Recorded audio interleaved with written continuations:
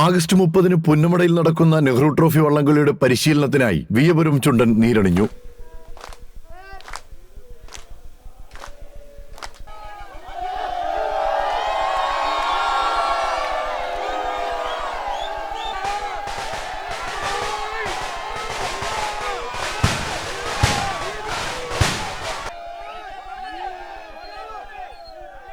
Eastern ഗ്രൂപ്പിന്റെ കോ ബ്രാൻഡിംഗിൽ ബിഫി വർഗീസ് പുല്ലുകാട്ടിൽ ക്യാപ്റ്റനായി village boat club കൈനഗിരിയാണ് ഈ തവണ വിയപുരം ചുണ്ടനെ പുന്നമടയിൽ എത്തിക്കുന്നത്.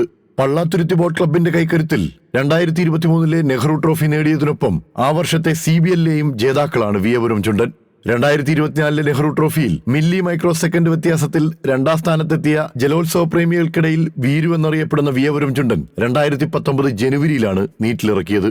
നന്മ പ്രവാസി കൂട്ടായ്മയാണ് വിയപുരത്തിന് ചുണ്ടൻ എന്ന ആശയവുമായി മുന്നോട്ട് വന്ന് നിർമ്മാണത്തിന് നേതൃത്വം നൽകിയത്. News bureau.